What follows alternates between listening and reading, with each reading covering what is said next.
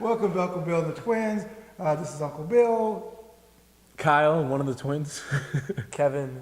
Just in case you guys forgot. Jason Collins, longtime NBA player, comes out and says that he's gay. I'm happy, I'm proud for him. I'm glad that he decided to come out because it's been too long. You know, there's probably more, and that's just saying probably because no one has come out other than him. And, it's good that, you don't have to live in the shadow, and he should be, accepted as any other man. Yeah, I have a lot of respect for him coming out. I think it took a lot of courage. I think whether it's racial discrimination, gender discrimination, or sexual orientation, discrimination is wrong.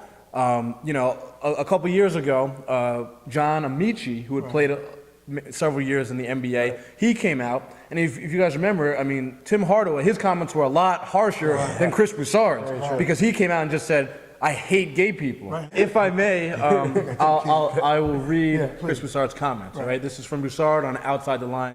"If you're openly living in unrepented sin, whatever it may be, not just homosexuality, but adultery, fornication, premarital sex between heterosexuals, I believe that's walking in open rebellion to God and to Jesus Christ.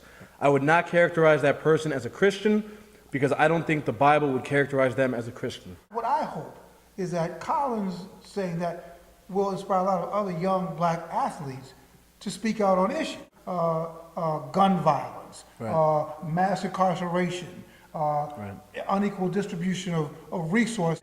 If Jason Collins is not on an NBA roster next year,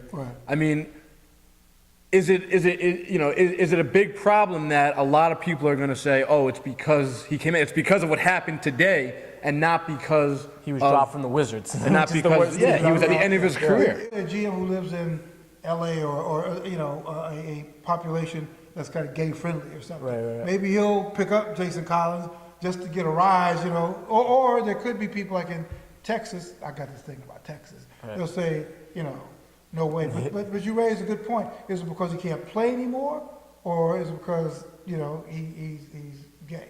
And then now maybe a team's not gonna pick him up because there's a circus in town. Right. That's what the media has kind of become in some of these circuses. Speaking of the circus, Tim Tebow, the Jets cut bait with Tim Tebow, sent him away.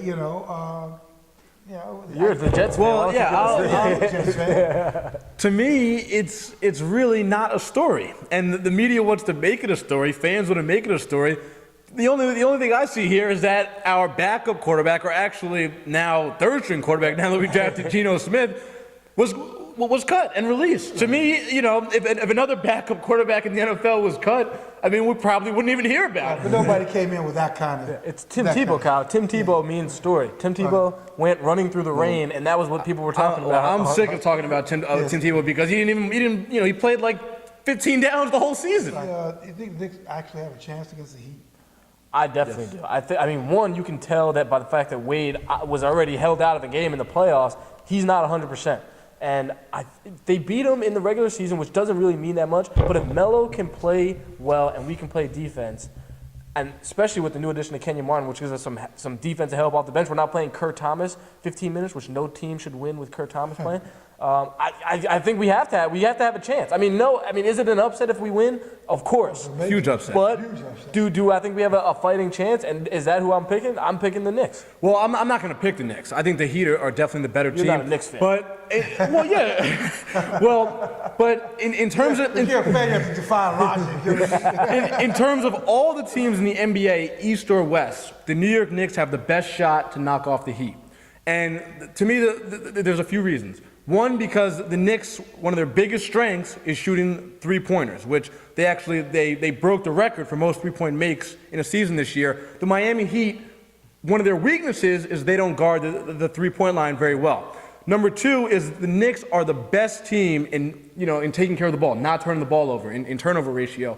And teams that turn the ball over against the Heat, they lose because that sets off the races, and then it's dunk city for LeBron and Dwayne Wade. So the Knicks take care of the ball, shoot the three. That's how. And then there's one problem. the Knicks don't have LeBron James. That's why I'm picking the Heat. Right, everything you just said negates all that. I don't know if it negates it, but that's why I said I think the Heat. I'm going to pick them to win, but I think the Knicks can give them 6 or 7 games. I don't think there's a team in the West or any other team in the league that will give the Heat more than 5 games. 4 quick ones. 4 quick But ones. we'll see.